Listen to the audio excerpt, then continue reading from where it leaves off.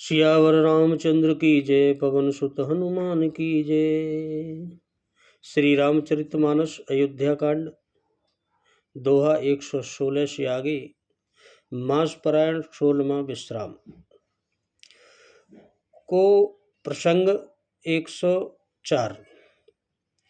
कोटि मनोजल जाव निहारे, सुमुख कहूँ को आए तुम्हारे।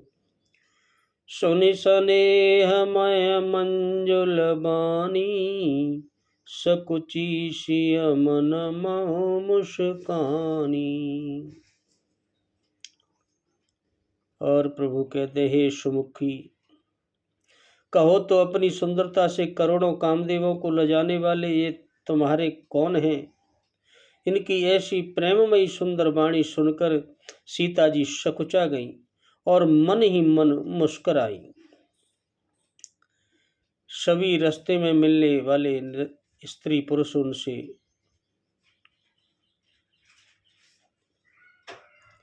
तिनहि बिलोकति धरनी, दो सकोच सकुचति बरबरनी।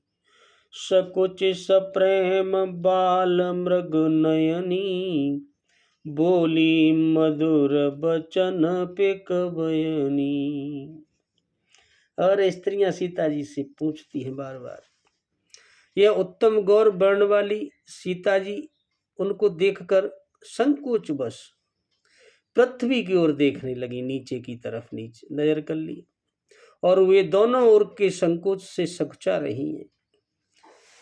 अर्थात न बताने में ग्राम की स्त्रियों को दुख होने का संकोच है और बताने में लज्जा रूप संकोच है। जैसे हिरण के बच्चे के संदृश नेत्र वाली और कोकिल की सी वाणी वाली सीता जी सकुचाकर प्रेम सहित मधुर वचन उन स्त्रियों से बोली। क्या कहा?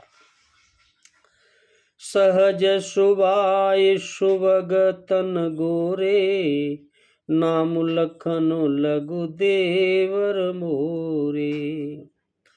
बौरे बदनु विद्धु अंचल ढाकी, पियतन चितय करे बाकी। और देखो कैसे बताया, ये जो सहज स्वभाव सुंदर और गोरे शरीर वाले हैं उनका नाम लक्ष्मण है और मेरे छोटे देवर हैं। और फिर सीता जी ने लज्जावश अपने चंद्रमुख को आंचल से ढककर और अपने प्रियतम श्री राम जी की ओर निहार कर भौहें टेढ़ी करके क्या कहा? खंजन मंजो तिरीछे नयन ने, निज पति कहे उति नहीं सिय शयन ने। बई मुदित सब ग्राम बदूटी, रंकन राय रासे जन लूटी। और कहा खंजन यानी पक्षी के से सुंदर नेत्रों को तिरछा करके सीता जी ने इशारे में उन्हें कहा कि ये श्री रामचंद्र जी हैं, ये मेरे पति हैं। यह जानकर गांव की सब युवतियां स्त्रियां इस प्रकार आनंदित हुई मानो किसी कंगाल व्यक्ति को धन का खजाना मिल गया हो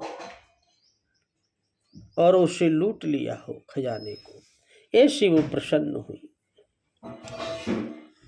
अतिश प्रेम सिय पाए परे, बहु विधि देहि आशीष राम। बहु विधि देहि आशीष, सदा सुहागिन हो तुम, जब लगे मैं ऐसी समंगल भवनय। अमंगल हरि रामा, उमा सहित जय जपत पुरारी सिया राम। और अत्यंत प्रेम से सीता जी के पैरों में पड़कर बहुत प्रकार से आशीष देती हैं और शुभकामना करती हुई कहती हैं कि जब तक शेष जी के सिर पर यह पृथ्वी है रहे तब तक तुम्हारा सुहाग अमर रहे। आप हमेशा सुहागिन बनी रहो, ऐसे आशीर्वाद देती हैं। और फिर आगे, पार्वती समपति प्रिय हो, देवी न हम पर छाड़ो छो, पुनि पुनि विनय करय कर जोरी, जो यही मार्ग फिरिय बहोरी। और कहती हैं, पार्वती जी के समान अपने पति की प्यारी आप हो, हे देवी हम पर कृपा करना न छोड़ना, अपनी कृपा बनाए रखना। हम बार बार हाथ जोड़कर विनती करती हैं, सभी स्त्रियां उनसे कहती हैं, सीता जी से, और कहती हैं कि आप फिर इसी रास्ते से लौट कर जाना, एक बार फिर दर्शन कर लें। निवेदन भी करती हैं, दर्शन देव जान निज दासी, लखी सिंह सब प्रेम प्यासी, मधुर बचन कहे कहे पर तोसी, जन्म कुमुदिनी कौमुदी पोसी। और कहते हैं, हमें अपनी दासी जानकर दर्शन देते रहना। और सीता जी ने उन सब को प्रेम की प्यासी देखा और मधुर वचन कहकर उनका भलीभांति संतोष किया, मानो जैसे चांदनी ने कुमुदनियों को खिलाकर पुष्ट कर दिया हो, ऐसे उनको खुश कर दिया सीता जी ने।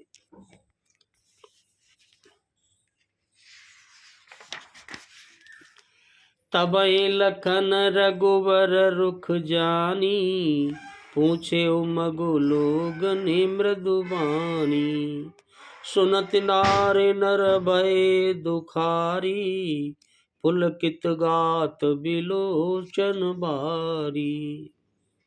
और फिर उसी समय प्रभु श्री रामचंद्र जी का रुख जानकर लक्ष्मण जी ने अपनी कोमल वाणी से उन लोगों से रास्ता पूछा, और यह सुनते ही वहाँ जो स्त्री और पुरुष थे वह सभी दुखी हो गए, कभी ये जाना चाहते हैं। उनके शरीर पुलकित हो गए और नेत्रों में उनके वियोग को लेकर जल के नेत्र जल से भर आए।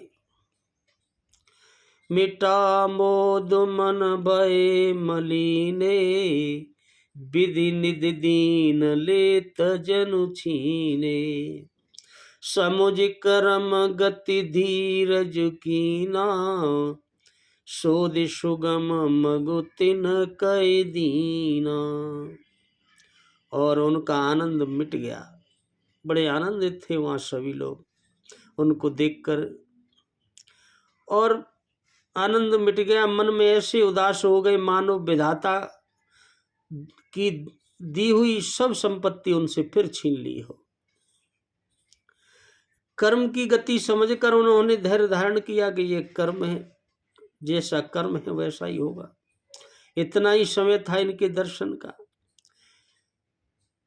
धीरज धारण कर निर्णय करके फिर उन्होंने सुगम जो मार्ग था, रास्ता था जाने का, वो उन्हें बतला दिया।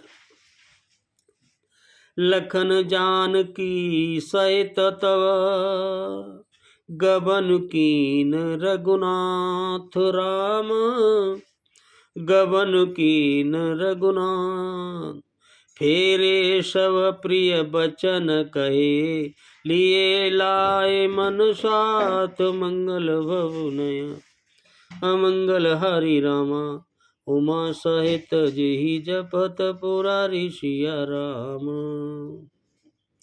तब लक्ष्मण जी और जानकी जी सहित रघुनाथ जी प्रभु वन के लिए गमन किया और सब लोगों को प्रिय वचन कहकर लौटाया, किंतु उनके मनों को अपने साथ ही लगा ले। उनके मन तो प्रभु के साथ ही लग गए। फिरत नारे नरयति पछताही, दे दोष दे मन माही, सहित विषाद परस्पर कहीं, विधि कर तब उलटे सब आई। और लौटते हुए वे स्त्री पुरुष बहुत ही पछताते हैं और मन ही मन देवताओं को दोष देते हैं और बड़े ही विषाद के साथ कहते हैं कि विधाता के सभी काम उल्टे हैं, जो हमको अच्छा लगता है उसी को दूर कर देते हैं। सब उल्टे काम है प्रभु के। निपट निरंकुश निठुर निशंकु, जेहि ससकीन सरुज सकलंकु। रुख कल्प तरु सागर खारा, ते पठे वन राजकुमारा। और कहते हैं वह विधाता बिल्कुल ही निरंकुश यानी स्वतंत्र है, कुछ भी कर सकता है, निर्दयी है और निडर है। जिसने चंद्रमा को रोगी बना दिया, घटने बढ़ने वाला बना दिया और कलंकी बनाया, और कल्प वृक्ष पेड़ को और समुद्र को खारा बनाया।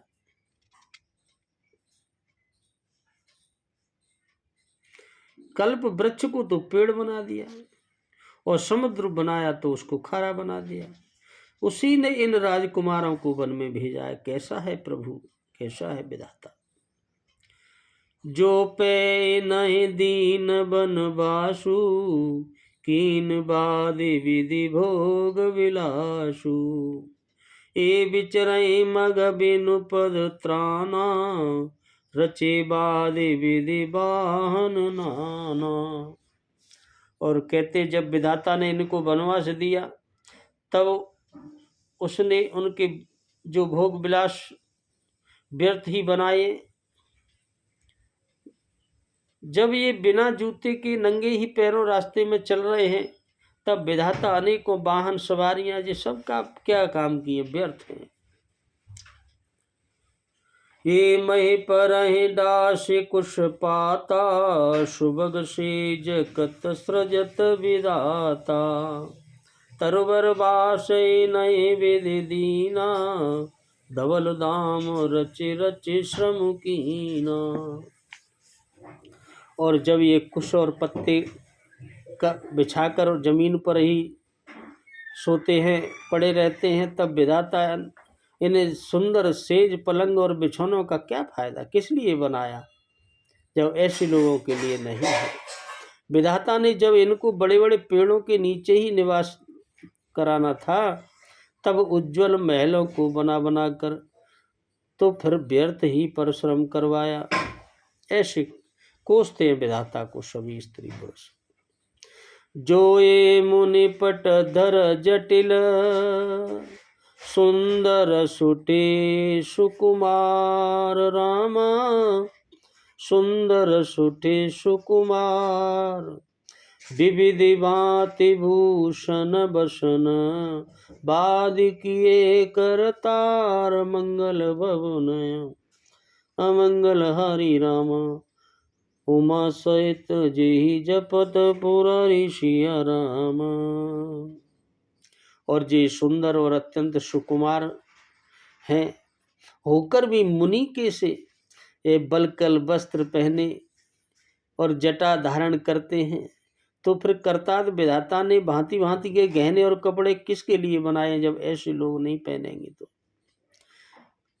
ये सब वृथा ही बनाए हैं, कोई फायदा नहीं उनका।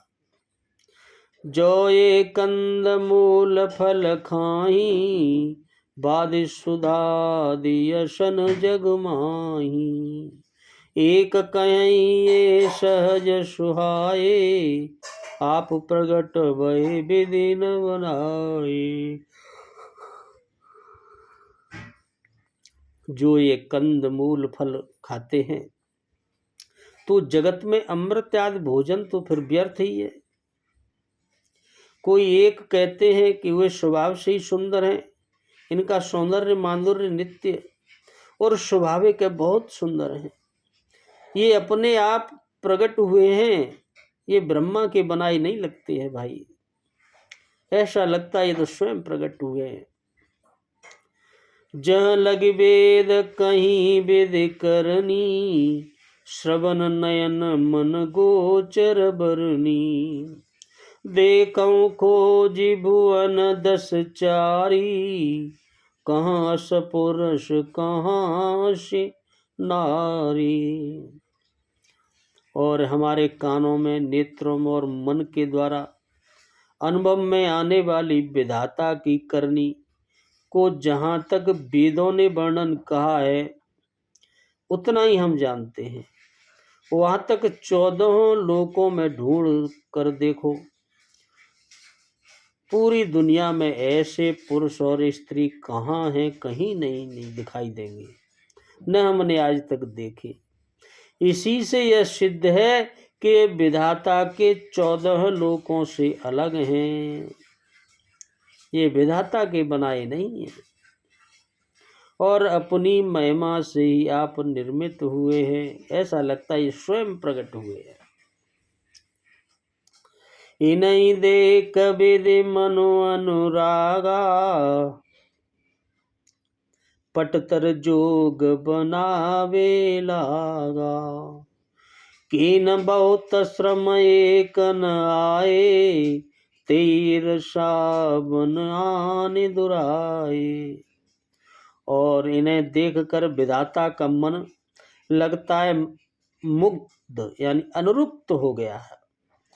तब वह भी इन्हीं की उपमा के योग्य दूसरे स्त्री पुरुष बनाने लगा। उसने बहुत परिश्रम किया परंतु कोई उसकी अटकल में ही नहीं आए, मतलब ऐसे नहीं बना पाए पूरी तरह से। इसी बात को लेकर लगता है ब्रह्मा ने इनसे ईर्षा कर ली है और ईर्षा के मारे उसने इनको जंगलों में लाकर छिपा दिया है। ऐसी ऐसी बातें करते हैं लोग। एक कहीं हम बहुत न जानई, आप ही परम धन्य करे मानई।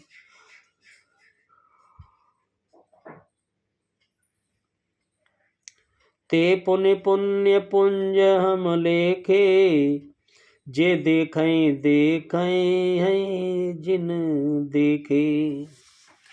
कोई एक कहते हैं कि हम बहुत कुछ तो नहीं जानते, हाँ अनेकों परम धन्य अवश्य मानते हैं। हम तो अपने को धन्य मानते हैं कि इनके दर्शन हो गए और हमारी समझ में हुए भी बड़े पुण्यवान हैं जिन्होंने इनको देखा है और जो देख रहे हैं और जो आगे देखेंगे वही पुण्यवान है। ऐसा हम तो भैया लगता है, हम तो अपने आप को बड़ा पुण्यवान समझते हैं। यही विधि कहे कहे बचन प्रिय, ले ही नयन भरनी। रामा ले ही नयन भरनी। किमि चल है मार्ग अगम, सुठि सुकुमार शरीर। मंगल भवनय अमंगल हरि राम, उमा सहित जेहि जपत पुरारी सिया राम। इस प्रकार प्रिय वचन कह कर सभी अपने नेत्रों में, उनके नेत्रों में प्रेम के आंसू झलक पड़ते हैं और आंखों में जल भर लेते हैं और कहते हैं कि ये अत्यंत सुकुमार शरीर वाले इन कठिन मार्गों पर कैसे चलेंगे, कैसे कैसे कठिन मार्ग हैं वन में, कैसे चलेंगे, बड़ी चिंता होती है उन्हें। नारी स्नेह बिकल बस होई, चकई सांझ समय जन सोई। मृदुपद कमल कठिन मगु जानी, गहबरे हृदय कहीं बर न बानी। स्त्रियां इसने बस बड़ी विकल हो जाती हैं, मानो जैसे संध्या के समय चकवी भावी वियोग की पीड़ा से सो रही हो, दुखी हो रही हो। इनके चरण कमलों को कोमल तथा मार्ग को कठोर जानकर सभी वहां स्त्री पुरुषों के हृदय व्यथित होने लगे और उनकी वाणी कुछ कहती नहीं है। हृदय में बड़ा शोक हो जाता है कि कैसे सुकुमार हैं, कैसी सुकुमारी है। राम लक्ष्मण सीता को देखकर सभी दुखी हो जाते हैं। कैसे चलेंगे ऐसे कठिन मार्गों पर। परसत मृदुल चरण अरु नारे, सकुचति मही जीमी हृदय हमारे। जो जगदीश नय बनु दीना, कसन सुमन मय मारगु कीना। इनके कोमल और लाल लाल ऐसे जो चरण हैं, इनके तलवों को छूते ही मुझे लगता है पृथ्वी वैसे ही सकुचा जाती है जैसे हमारे हृदय सकुचा रहे, ऐसा लगता है। ये जगदीश्वर ने यदि इन्हें वनवास ही दिया तो सारे रास्ते को पुष्पमय यानी पुष्पों से क्यों नहीं बना दिया। ये तो पुष्पों पर चलने लायक है। जो मांगा पाई अविधि पाई, ए रखियई सखी आखिन माई। जे नर नारी नय अवसर आए, तिन सिय राम न देखन पाए। यदि ब्रह्मा से मांगे मिले तो हे सखी हम तो उनसे यही मांगे कि हे प्रभु उन्हें अपनी आंखों में ही रखें। जो स्त्री पुरुष इस अवसर पर नहीं आए, वे सीता राम जी को नहीं देख सके, वो तो बड़े हवागे होंगे। हम तो भगवान आकर कहें कि वरदान मांग लो तो हम तो यही मांगे कि ये लोग हमारी हमेशा पलकों में रहें, आंखों में रहें। ऐसे सभी लोग आपस में बात करते हैं। सुने स्वरूप पूजय कुलाई, अब लग गए कहाँ लगे भाई। समरत दाय बिलो कहीं जाई, प्रमुदित फिर जन्म फल पाई। उनकी सौंदर्य को सुनकर वे व्याकुल होकर पूछते हैं कि भाई अब तक वे कहाँ तक गए होंगे। और जो समर्थ हैं वे दौड़ते हुए जाकर उनके दर्शन कर लेते हैं, भाग भाग कर पीछे जा रहे हैं उनको देखने के लिए। और जन्म का परम फल पाकर ऐसे सोचते हैं कि हमारा जन्म आज पूर्ण हो गया इनके दर्शन करने से। बड़े विशेष आनंदित होकर फिर दर्शन कर कर के लौटते हैं। जो समर्थ लोग हैं वो दौड़ दौड़ कर जाते हैं दर्शन करने। अबला बालक वृद्ध जन, कर्मी जय पछताहि रामा। कर्मी जय पछताए, होय प्रेम बस लोग में। राम जहाँ जहाँ जाए, मंगल भगुनय अमंगल हरि रामा। उमा सहित जी जपत पुरारी सिया रामा। और वहाँ पर जो गर्भवती प्रसूता आदि अबला स्त्रियां थीं, छोटे बच्चे थे और बहुत ही बुजुर्ग लोग थे, वो दर्शन न पाने से हाथ मलते रहते हैं और पछताते हैं कि क्या हुआ जी, अगर हम अच्छे होते समर्थ होते तो हम भी प्रभु के दर्शन कर लेते। इस प्रकार जहाँ जहाँ श्री रामचंद्र जी जाते हैं वहाँ वहाँ के लोग उनके प्रेम के बस हो जाते हैं। बोलो सियावर रामचंद्र की जय, पवन सुत हनुमान की जय।